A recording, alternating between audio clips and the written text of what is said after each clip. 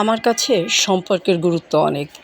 আর আমার কাছে সম্পর্ক মানে একবার যদি জীবনে জড়িয়ে যায় তাহলে সেই সম্পর্ক থেকে আর বের হওয়া যাবে না।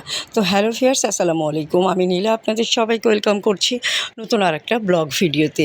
আজকের ব্লগ ভিডিওটাও একই রকম, প্রতিদিনের মতো কিছু কথা, কিছু গল্প আপনাদের সাথে শেয়ার করি। কথাগুলো যদি ভালো লাগে শেষ পর্যন্ত সাথে থাকবে। তো আজকে যেটা বলছিলাম, এলোমেলো কথা দিয়েই আমার প্রতিদিনের হয়তো ব্লগ ভিডিওগুলো সাজানো হয়। তো আজকের কথাটাও হয়তো এলোমেলো বা সাজানো গুছানো, যেটাই বলেন না কেন সেটাই হতে পারে। আর আজকে যেটা বলছিলাম, আমার কাছে সম্পর্কের গুরুত্ব অনেক। আর আমার কাছে সম্পর্ক মানে একবার যদি জীবনে জড়িয়ে যাওয়া হয় তাহলে সে সম্পর্ক আর কখনো ছেড়ে যাওয়া যাবে না। সম্পর্কে মান থাকবে, অভিমান থাকবে, দুঃখ থাকবে, কষ্ট থাকবে, অভাব অভিযোগ, জীবনে সব কিছুই থাকবে, কিন্তু সম্পর্ক থেকে বেরিয়ে যাওয়া যাবে না। আর আরও একটা জিনিস আমার কাছে খুব ভালোভাবে মনে হয় যে নিজের দুঃখগুলো নিজের কাছে রাখলেই মনে হয় বেশি ভালো থাকে। আমরা এই দুঃখগুলোকে যখন ফেরি করে বেড়াই তখন এটা হচ্ছে নিজেকে হাস্যকরভাবে উপস্থাপন করতে হয় অন্যের কাছে, বা নিজে হয়তো ছোট হয়ে যেতে হয়। তাই যে কোনো সম্পর্কের ক্ষেত্রে আমার মনে হয় যে আমাদের উচিত আমাদের সম্পর্কের ভিতরে যদি সমস্যা থাকে সেই সমস্যাগুলো নিজেরাই আলোচনা করা। হয়তো অনেক ক্ষেত্রে অভিমানটা এত বেশি চূড়ান্ত পর্যায়ে চলে যায় যে আলোচনা করতেও আর হয়তোবা ইচ্ছা করে না বা ভালো লাগে না। কিন্তু তারপরেও জীবন তো ক্ষণস্থায়ী জীবন, খুবই অল্প সময়ের জন্য। একটা সম্পর্ক গড়তে অনেক অনেক অনেক দিন সময় লাগে, অনেক বছর সময় লাগে। তো এই সম্পর্কগুলো আমরা যদি হুটহাট করে বেরিয়ে যাই বা চাইলে এক সেকেন্ডেই সম্পর্কটাকে ভেঙে ফেলা যায়, কি দরকার? আমরা কি আসলে সম্পর্ক ভেঙে ফেললেই স্মৃতিগুলো মুছে ফেলতে পারি? না, আমরা স্মৃতিগুলো কখনোই মুছে ফেলতে পারি না। তাই স্মৃতি যেহেতু মুছে ফেলতে পারবো না, তাই সম্পর্কগুলো ভাঙার কোনো প্রয়োজনও আমি মনে করি না।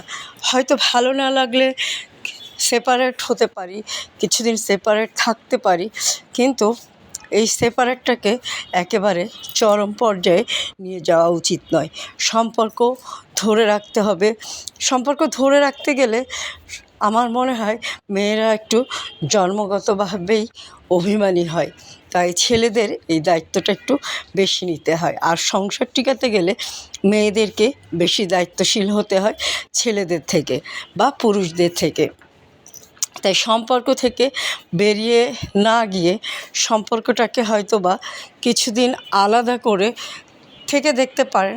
হয়তো এতে মায়া মমতা বাড়তে পারে, বা সম্পর্কগুলো গভীরও হতে পারে, শ্রদ্ধা বা ভক্তিগুলো আগের মতো হতে পারে, বা ভালোবাসাটা হয়তো বা ফিল করতে পারে। তো যাই হোক, সম্পর্ক তো সম্পর্কই, কোনো সম্পর্কই ছেড়ে আসা ঠিক না, বা স্মৃতি যেহেতু মুছে ফেলতে পারি না তাই সম্পর্কগুলো বাদ দেওয়ার প্রয়োজন আমি মনে করি না। আর নিজের দুঃখগুলো বাজারে বিক্রি না করে আমার মনে হয় নিজের কাছে রাখাই ভালো।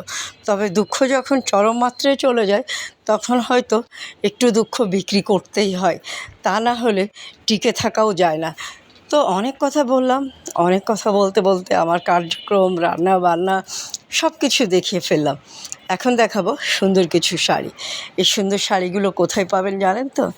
সুন্দর এই শাড়িগুলো আপনারা পেয়ে যাবেন অদ্রি ফ্যাশন অ্যান্ড লাইফস্টাইলের পেজ বা ইউটিউব চ্যানেল স্বপ্নচূড়াতে।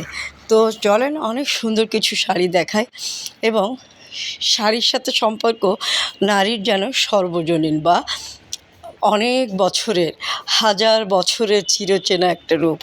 সে সুদূর অতীত থেকে নারীরা শাড়ি পছন্দ করে, শাড়ি ভালোবাসে, এখনও ভালোবাসে, ভবিষ্যতেও হয়তো ভালোবাসবে। তবে ভবিষ্যৎ নিয়ে একটু শঙ্কিত। ইদানিংকার বাচ্চারা বা ইয়াং জেনারেশন যারা আছে তারা একেবারেই কমফর্ট ফিল করে না বলতে গেলে, বা তারা মা, খালা, চাচি, ফুপুদের খুব বেশি শাড়ি পরাও দেখে না, দেখে ড্রেস পরা বা জামা কাপড় পরা বা বোরকা পরা। তাই শাড়ির ঐতিহ্যটা কতদিন টিকে থাকবে সেটা নিয়ে অনেকখানি শঙ্কিত। তবে শঙ্কিত না হয়ে আমরা এই পুরাতন ঐতিহ্যকে ধরে রাখব। এই ঐতিহ্যের ভিতরে কোনো খারাপ কিছু নেই, এই সংস্কৃতিটার ভিতরে কোনো খারাপ কিছু নেই। তাই এই সংস্কৃতিটা ধরে রাখা আমাদের খুব দরকার। আর সেই কাজের অংশীদারিত্ব অনেকটা নিয়েছে অদ্রি ফ্যাশন অ্যান্ড লাইফস্টাইল বা ইউটিউব চ্যানেল স্বপ্নচূড়া। অনেকটা না নিতে পারলেও কিছুটা নেওয়ার চেষ্টা করেছে। তো আপনাদের প্রথমে যেটা করতে হবে, পেজটা ফলো করে দিতে হবে, চ্যানেলটা সাবস্ক্রাইব করে দিতে হবে। ঐতিহ্যটাকে ধরে রাখতে হবে, সম্পর্কগুলোকে ধরে রাখতে হবে। সম্পর্কগুলো যেন ভঙ্গুর না হয়, হোক সেটা ভালোবাসার সম্পর্ক, হোক সেটা বাবা মা ভাই বোনের সম্পর্ক, হোক সেটা সন্তানের সাথে সম্পর্কগুলো যত সুদৃঢ় হবে এবং ভালোবাসাটা তত বেশি মজবুত থাকবে। বিশ্বাস আস্থা রাখতে হবে একে অপরের প্রতি, যে যেরকম তার সাথে সেভাবে আমাদেরকে সম্মান প্রদর্শন করতে হবে। যে যেরকম বলতে যেরকম বাবা মা যে সম্মানটা পাওয়ার কথা সে সম্মানটা তাকে দিতে হবে, ভাই বোন যে সম্মানটা পাওয়ার কথা তাকে সেভাবেই দিতে হবে, স্বামী স্ত্রীর সম্পর্কে সম্মান যেভাবে রাখার কথা সেভাবেই রাখতে হবে। সন্তানের সাথে সম্মান বা সন্তান এবং বাবা মার সাথে যে সম্মান প্রদর্শন করা দরকার বা সন্তানকে যে সম্মানটা দেখানোর দরকার সেটা আমাদেরকে ধরে রাখতে হবে শাড়ি পরার এই ঐতিহ্যটাকে। তো কথাও বললাম অনেকগুলো, সুন্দর কিছু শাড়িও দেখে ফেললাম। তো আজকে মোটামুটি এই পর্যায়ে বিদায় নিয়ে নিব। আর কেমন হলো আজকের শাড়িগুলো অবশ্যই জানাবেন।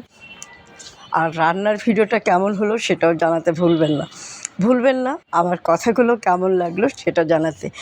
তো আজকে পর্যন্ত আল্লাহ হাফেজ, আসসালামু আলাইকুম।